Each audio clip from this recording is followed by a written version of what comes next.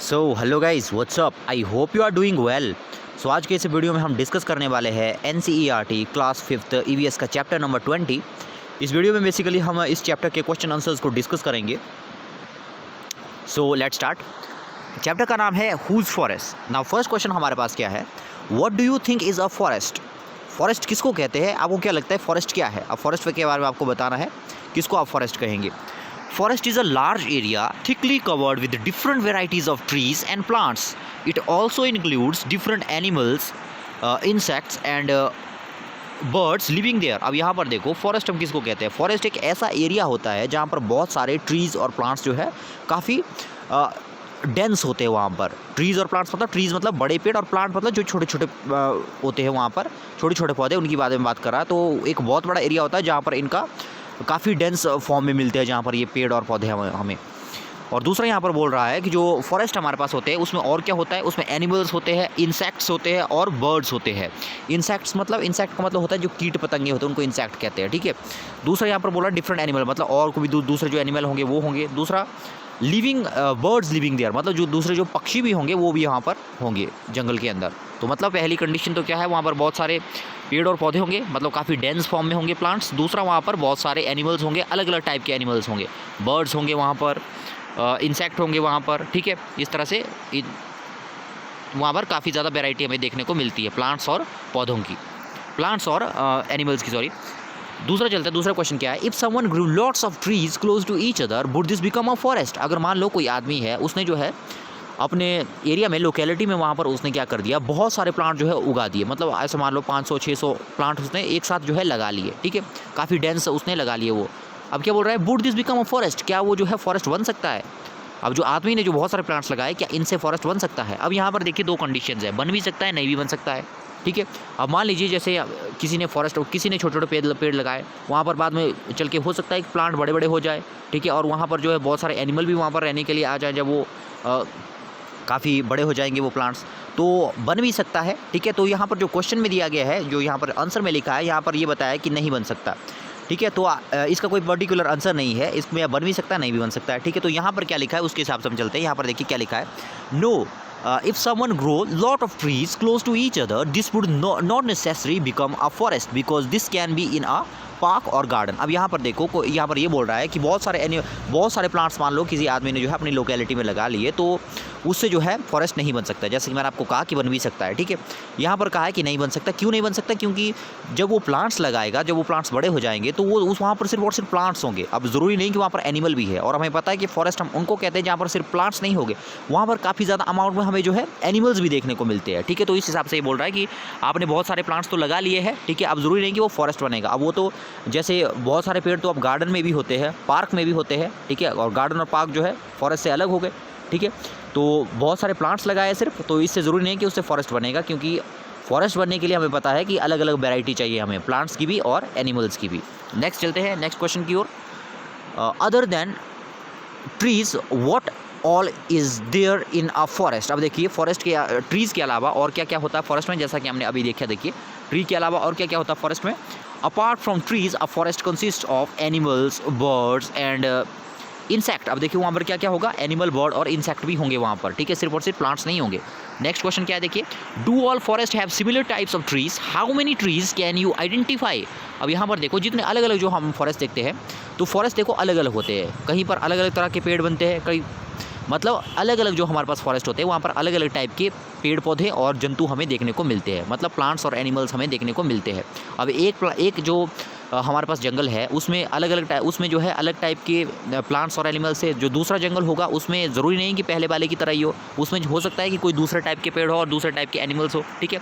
तो यहाँ पर देखिए क्या लिखा है, know all forest do not have the similar types of trees. अब जो अलग अलग टाइप के फॉरेस्ट होते हैं उनमें जो है अलग अलग टाइप के ट्रीज होते हैं, एक टाइप के ट्री नहीं होते हैं, ठीक है। I can identify about 4 to 5 trees like शीशम, पीपल, बनियान, नीम, मैंगो एंड जामुन। तो इनकी जगह पर आप कोई और भी लिख सकते हो। यहाँ पर लिखा देखो आई कैन आइडेंटिफाई, मतलब मैं जो है आइडेंटिफाई कर सकता हूँ, मतलब मैं इन पौधों को आइडेंटिफाई कर सकता हूँ, मतलब प्लांट्स को आइडेंटिफाई कर सकता हूँ। कौन कौन है, शीशम, पीपल, बनियान, नीम, मैंगो, जामुन। तो इसकी जगह पर आप जो है अपने हिसाब से लिखते हो एप्पल, पियर, पल्म, इस तरह से भी आप लिख सकते हो, ठीक है।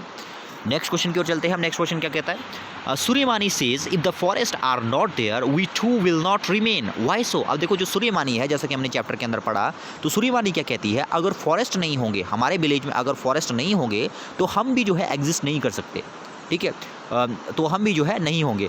वाई सो, ऐसा क्यों कहा उसने? तो ऐसा देखो सिंपली हमने चैप्टर के अंदर पढ़ा था कि सारे के सारे जो यहाँ पर गांव के लोग थे, ये अपनी आवश्यकताओं के लिए जंगल के ऊपर डिपेंड करते थे। ये सारी की सारी चीज़ें कहाँ से लाते थे? जंगल से लाते थे, ठीक है। बहुत सारी चीज़ें, बहुत सारे मटेरियल ये जो है जंगल से कलेक्ट करके मार्केट में सेल कर देते थे, ठीक है। तो यहाँ पर ये बात बोल रहा है कि अगर जंगल ही नहीं होगा तो एक तो इनको जो है खाने की समस्या हो जाएगी, दूसरा इनको जो है दूसरी चीज़ें जो है जो जंगल से ये कलेक्ट करते हैं और बाज़ार में जिनको बेचते हैं, तो वो चीज़ें इनके पास नहीं होगी अगर जो है हमारे पास जंगल नहीं होगा, ठीक है। तो यहाँ पर देखो क्या दिया है, forest are very important for us. Forest जो है हमारे लिए बहुत ही आवश्यकता है, ये आवश्यक है। कौन बोल रहा है? ये सूर्यमानी, ठीक है। Forest keep environment neat and clean bye absorbing harmful gases and releasing oxygen, ठीक है। अब देखो यहाँ पर क्या बोल रहा है, अब जो ये पेड़ पौधे होते हैं, पेड़ पौधे क्या करते हैं, जब पेड़ पौधे सांस लेते हैं तो ये कार्बन डाइऑक्साइड को जो है सोख लेते हैं, ठीक है। कार्बन डाइऑक्साइड को सोख लेते हैं, मतलब यूज़ कर लेते हैं, और छोड़ते क्या है? ऑक्सीजन छोड़ते हैं। अब आपको पता होगा कि जब हम सांस लेते हैं तो हम ऑक्सीजन को लेते हैं, ठीक है, और ये ऑक्सीजन हमें कहाँ से मिलती है? ये हमें जो है प्लांट्स से मिलती है, ठीक है। तो अगर प्लांट्स नहीं होंगे तो जो है हमें ऑक्सीजन नहीं मिलेगी, और साथ में जो कार्बन डाइऑक्साइड होती है उसको कोई एब्जॉर्ब करने वाला नहीं होगा, ठीक है, क्योंकि हमें तो पता है कि प्लांट्स एब्जॉर्ब करते हैं, अगर प्लांट्स नहीं होंगे तो कौन एब्जॉर्ब करेगा, ठीक है। नेक्स्ट देखो क्या है, we get many things from the forest, हमें जो है बहुत सारी चीज़ें जो है फॉरेस्ट से मिलती है, जैसा कि हमने चैप्टर के अंदर पढ़ा था, ठीक है। नेक्स्ट क्या है, they are store house of many natural resources, वो जो है बहुत सारे नेचुरल रिसोर्सेज के स्टोर हाउस है। मतलब नेचुरल रिसोर्सेज मतलब जो प्राकृतिक संसाधन होते हैं, जैसे तेल हो गया, कोई दूसरी चीज़ें हो गई, जितनी भी, जैसे लकड़ियाँ हो गई, ठीक है। तो ये क्या है? एक नेचुरल सोर्स है हमारे। नेचुरल का मतलब क्या होता है? प्राकृतिक। नेचुरल का मतलब होता है जो चीज़ें हमें नेचर से मिलती है, जिसे आदमी ने नहीं बनाया, जिसे जो हमें नेचर से मिलती है, ठीक है।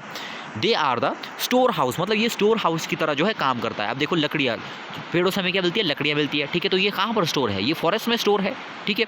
नेक्स्ट क्या है, they are the store house of many natural resources, we get vegetables, wood and many other things from the forest. हम देखो जंगल से क्या क्या लाते हैं? वेजिटेबल्स लाते हैं, वुड लाते हैं, मतलब लकड़ी लाते हैं, ठीक है, and many other things from the forest, और दूसरी कई तरह की चीज़ें हैं जो हमें कहाँ से मिलती है? जो हमें जो है फॉरेस्ट से मिलती है।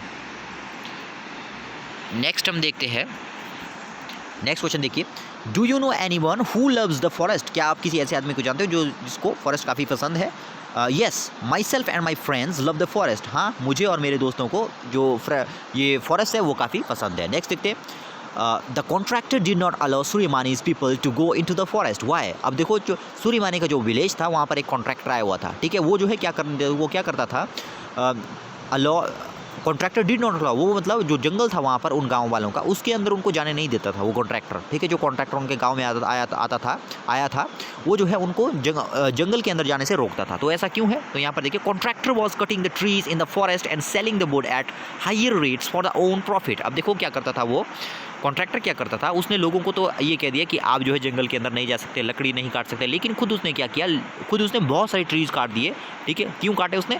अब जो ट्री से जो लकड़ियाँ मिलती है उसको उन्होंने मार्केट में उसने बेचना उसने स्टार्ट कर दिया, और उससे उसको जो है काफ़ी ज़्यादा प्रॉफिट होता था, ठीक है। He thought if the forest people will use the forest for their need it would be a loss of to him. अब देखो यहाँ पर उसने क्या सोचा कॉन्ट्रैक्टर ने, अगर ये गांव वाले भी जो है इस फॉरेस्ट से जो है लकड़ियाँ काटने लगे, ठीक है, अब अगर इन फॉरेस्ट के नेचुरल रिसोर्सेज का दोहन करने लगे तो क्या होगा, उसको जो है ज़्यादा प्रॉफिट नहीं होगा, ठीक है। अब कॉन्ट्रैक्टर क्या चाहता है? कॉन्ट्रैक्टर ये चाहता है कि उसको सारा का सारा प्रॉफिट उसको अकेले को हो, है ना।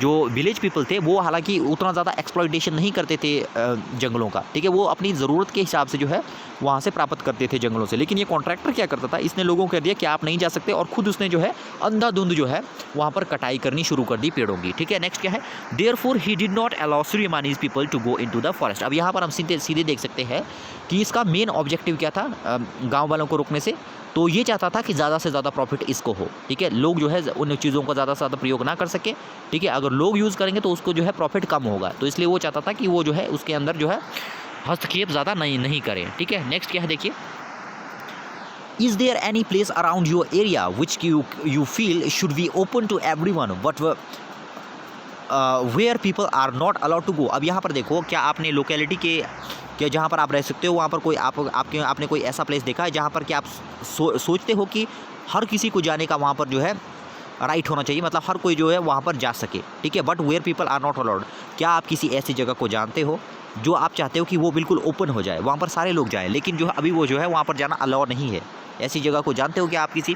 तो यहाँ पर देखो, yes there is a park in our city, हाँ मेरे सिटी में एक पार्क है, but people are not allowed to go there, लेकिन वहाँ पर जो है लोगों का जाना अलाउ नहीं है, अनटिल दे पे फॉर द एंट्री टिकट, जब तक कि वो जो है एंट्री टिकट जो है नहीं कटा लेती है, ठीक है।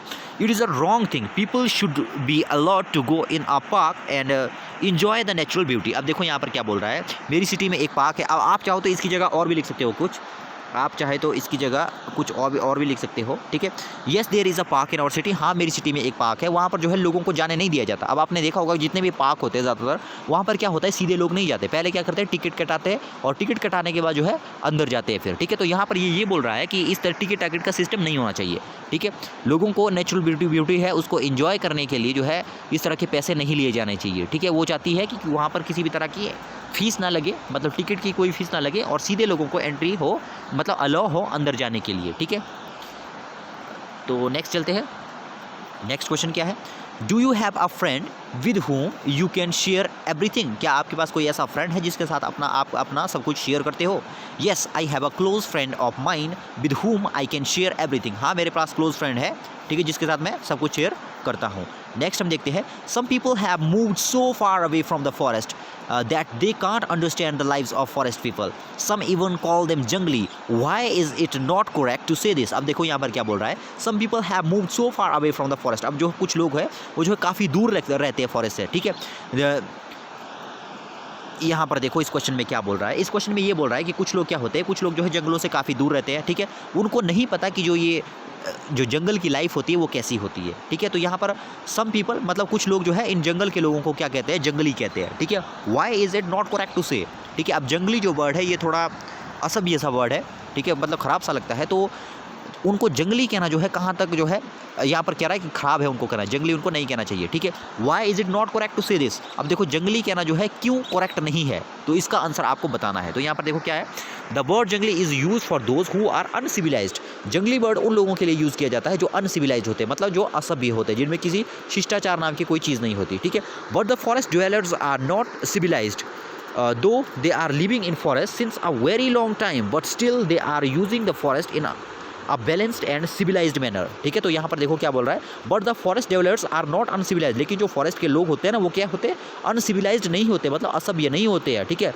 Though they are living in forest since a very long time, but still they are using the forest in a balanced and civilized manner. अब देखो जंगली जो शहर के लोग थे वो इनको जंगली कहते हैं, ठीक है। अब देखो जंगली कहना उनके लिए इसलिए ठीक नहीं है क्योंकि वो जो जंगली जो ये वर्ड जंगली हम यूज़ करते हैं वो इसलिए उन लोगों के लिए यूज़ करते हैं जो असभ्य होते हैं, जिनमें कोई मैनर नहीं होते हैं, ठीक है। लेकिन जो जंगल के लोग होते हैं इनमें ऐसा नहीं है कि मैनर नहीं है, ये बहुत ज़्यादा सिविलाइज्ड है, ठीक है।